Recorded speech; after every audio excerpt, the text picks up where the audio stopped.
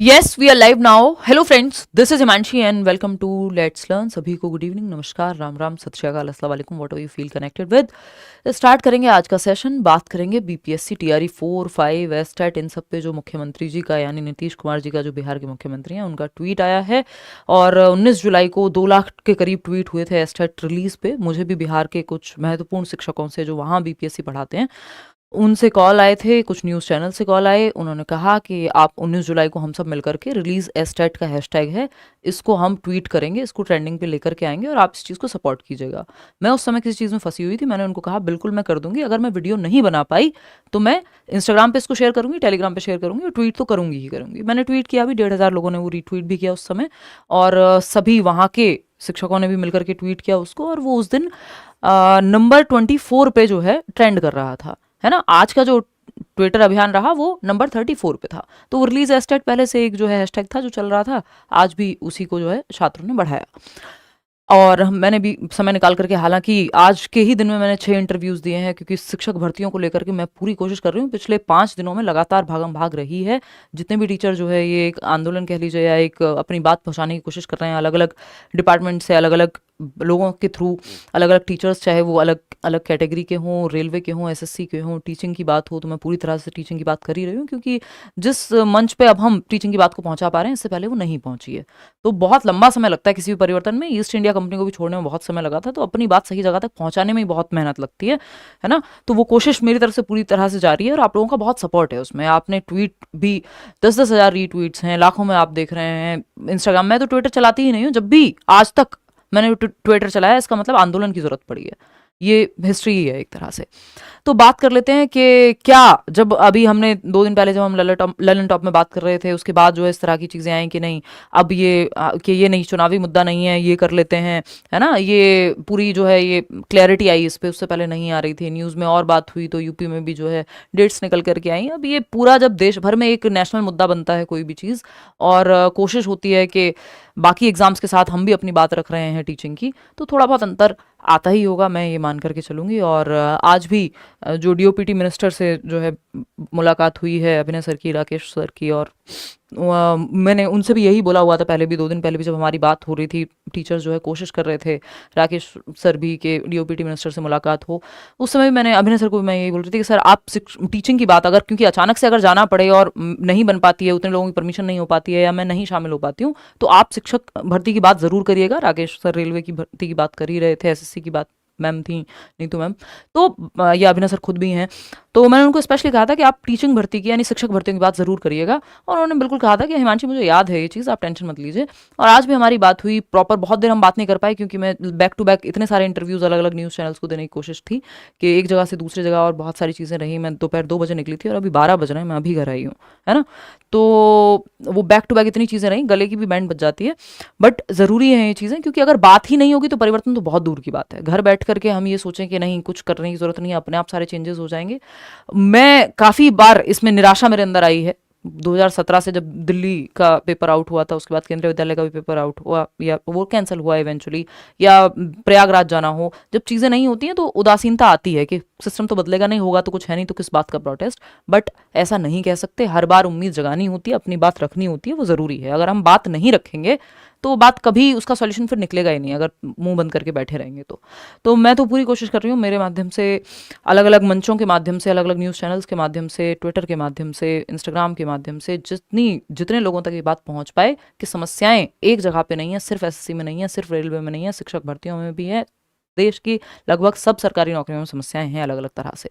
खैर, आते हैं इस मुद्दे पे। एटलीस्ट नीतीश कुमार जी ने जो है इसको क्लैरिफाई किया है, बट अगेन बात वही आ जाती है। इन्होंने कहा है, कल भी हम ये बात कर रहे थे कि बिहार में पहले तो 2019 से वैकेंसी आई नहीं, है ना। 2024 में अचानक से फिर इतनी सारी लाखों वैकेंसी आ जाती हैं, एक एक 1.5 महीने में पेपर हो जाते हैं फटाफट से, है ना। तो कितना समय मिला किसी को तैयारी का, तो ये बहुत अच्छी बात तो नहीं है। बट हाँ, नहीं आने से तो बेहतर है कि वैकेंसी का आना। और नवंबर 2005 से इन्होंने कहा है अपने ट्वीट में कि हमारी जो सरकार आई है उसके बाद से हम लगातार काम कर रहे हैं। नियोजित शिक्षक वहाँ होते थे, 2019 से जो है वो प्रॉपर जो एग्ज़ाम की बात हो रही है वो हुई है। और मुझे लगता है कि कोई भी सरकार होती तो, खैर उस पर नहीं जाते हैं, वो हमारा काम नहीं है पॉलिटिक्स पे बात करना। बट हाँ, कुल मिलाकर के बात ये है कि 2005 से सीधा जो प्रॉपर पेपर दे करके भर्ती शुरू हुई है, अगर हम देखें जो डेटा मेरे पास है उसके हिसाब से 2019 से उस तरह से प्रॉपर बात हुई है। और 2019 के बाद भी सीधा 2024 में भर्ती आई है, और वो भी पूरी नहीं भर पाती हैं। उसमें फिर वेटिंग लिस्ट का बहुत सारे मुद्दे हैं, जो आज मैंने बिहार के कई न्यूज़ चैनल से भी बात की है, जो वहाँ लोकली काम करते हैं, जो बात उठाते हैं युवाओं की, ये सब बातें हमने उठाई हैं। तो वो कल तक वो वीडियोस बाहर आ जाएंगी। इसके अलावा इसमें इन्होंने ये बात की है कि हमने बड़ी संख्या में शिक्षकों की नियुक्ति की गई है, इस बात में कोई भी दोहराया नहीं है पिछले 1 साल में, 2005 से अब तक। और फिर उसमें पेपर के थ्रू अगर हम बात करें 2019 से 24 तक एकदम गायब थे, तो वो सब अलग कहानियां हैं, वो क्वेश्चनेबल बातें हैं। बट हाँ, बड़ी संख्या में, चलो ठीक है, इस बात को हम बिल्कुल मानेंगे, ये सराहनीय बात है। एटलीस्ट यूपी में देखें तो उससे तो बेहतर ही है। बद से जब बदतर आप करते हैं कंपेयर, तो आपको अच्छा ही लगेगा, है ना। बात हो रही है यहाँ की डोमिसाइल की। 2-3 मुद्दे हैं कि एक तो TRE 4 जो है, इन्होंने कहा है 2025 में करा लेंगे। अब वो 2025 में चुनाव से पहले कराएंगे, चुनाव के बाद कराएंगे, क्या कराएंगे ये बताया नहीं है। पता चला सरकार बदल गई, कुछ और समस्याएं हो गई, तो मतलब इस पर क्लैरिटी नहीं है। कराने को 1-1.5 महीने में करा लें, फिर आचार संहिता लग जाएगी, फिर तो समय बचेगा नहीं। अभी ये हो सकता है कि ये क्लैरिटी क्यों नहीं दे पा रहे हैं, क्योंकि ये डोमिसाइल को लेकर के अभी क्लैरिटी नहीं है। इन्होंने ये कह दिया है कि हाँ, बिहार के निवासियों को हम डोमिसाइल जो है उसमें प्राथमिकता देंगे, यानी निवासियों को, बिहार के निवासियों को प्राथमिकता देने हेतु शिक्षा विभाग को संबंधित नियम में बता दिया गया है। अब वो फटाफट से, पहले डोमिसाइल में कितने परसेंटेज, महिलाओं की 35% आरक्षण की बात हुई थी, अभी इसमें परसेंटेज की कोई क्लैरिटी नहीं है कि जो बिहार के निवासी यानी जिनके पास बिहार का डोमिसाइल है उनको प्रेफरेंस मिलेगी। और प्रेफरेंस मिलना कोई बुरी बात भी नहीं है, बट पिछले 3 चरण में कहां थे आप? या तो अब वोट का मुद्दा है कि ठीक है, इस राज्य से हमें वोट चाहिए, तो वो एक चीज है। जब 3 चरण की बात हो रही थी, TRE 1 की, TRE 2 की, TRE 3 की, तब भी तो डोमिसाइल अगर उतनी प्राथमिकता देनी थी स्टेट के लोगों को। खैर, ये सब आपको पता ही है, मैं क्या बताऊं, ये लॉलीपॉप वाली बातें हैं। लेकिन अगर मैं बात करूं तो बिहार के, हमें इस बात से कोई तकलीफ नहीं है। ऑफकोर्स जिस स्टेट की वैकेंसी है उस स्टेट में अगर प्राथमिकता मिले, कोई बड़ी बात नहीं है, इसमें कोई बुरी बात नहीं है। लेकिन हाँ, देश भर से लोग अप्लाई कर पाएंगे, वो चीज़ वो ऐसे नहीं रोक सकते कि भाई अप्लाई ना करें। अप्लाई तो करते ही हैं हर स्टेट के लोग।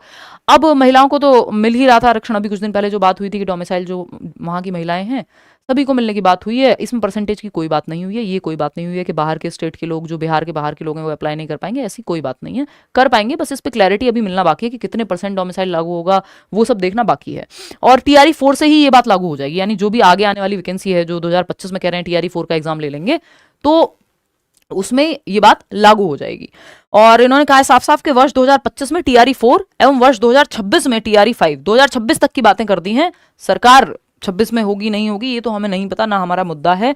अगर उन्होंने सही काम किया होगा तो लोग वोट देंगे, नहीं किया होगा तो वो एक अलग चीज़ है, लेकिन गारंटी तो है नहीं। लेकिन फिर भी इन्होंने बता दिया है कि हम ईयरली वैकेंसी देंगे। ये बात मैं कल भी कह रही थी कि 5 साल में एक बार कुछ लाख वैकेंसी दे दो, उससे बेहतर है कि हर साल एक कैलेंडर बना दो, या हर 2 साल में बता दो कि वैकेंसी आएंगी ही। तो जो आपके क्षेत्र का युवा है, आपके राज्य का युवा है, जो DLED कर रहा है, BTC कर रहा है, B.Ed कर रहा है, उसको पता हो कि हमारे यहाँ हर 2 साल में या हर साल वैकेंसी आती हैं। जैसे अब पिछले कई बार से जो है ये TRE 3 और 4 और 1, 2, 3 इन्होंने लिए हैं, हालांकि वो बहुत कम समय में लिए हैं। मैं अभी भी यही कहूँगी कि उसको एक प्रॉपर शेड्यूल के तहत लिया जाना चाहिए था, है ना। जितनी जल्दी में चीज़ें हुई, ऐसा नहीं ना अब इसके बाद लोग 5 साल तक बैठे रहें, ये नहीं होना चाहिए। तो उस चीज़ का भी इन्होंने कहा है कि हम TRE 5 लेंगे 2026 में। अब एस्टेट की बात हुई थी, जो आप देख रहे थे मीडिया में कि वहाँ के एजुकेशन मिनिस्टर भी कह रहे थे, और बाद में ये न्यूज़ आई है कि TRE 4 ले लेंगे चुनाव से पहले। तो अब ये चुनाव से पहले लेंगे कि चुनाव से बाद में, ये सब तो यहाँ लिखा नहीं है, बस वर्ष 2025 में लिखा है। अब अगर मान लीजिए नवंबर में चुनाव होता है, उससे पहले आचार संहिता लग जाती है, तब तो कुछ होता नहीं है, तो क्या अगले महीने ले लेंगे या फिर चुनाव के बाद लेंगे? इस पर इन्होंने कुछ भी क्लैरिटी दी नहीं है।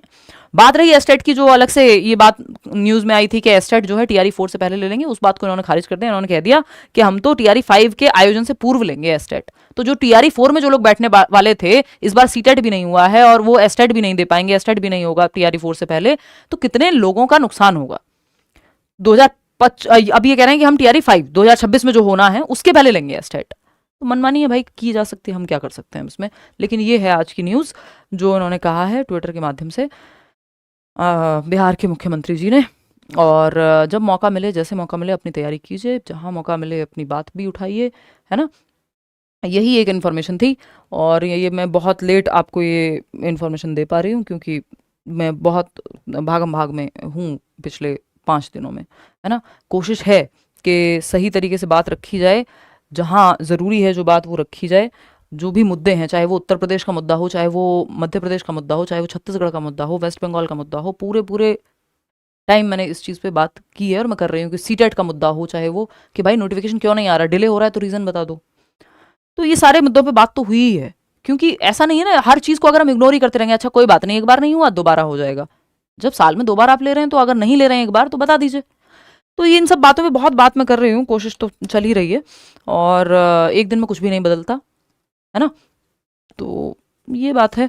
चलिए ध्यान रखिए अपना, इतनी सी ही बात थी। कोई बात, कोई भी जो भी विचार हो आपके, आप वो कमेंट्स में बता दीजिएगा। जहाँ मौका मिलेगा मैं अपनी बात को उठाऊंगी, और आप लोगों का पूरा सपोर्ट है, उस चीज़ के लिए धन्यवाद। आपने बहुत अच्छे सपोर्ट किया, थैंक यू।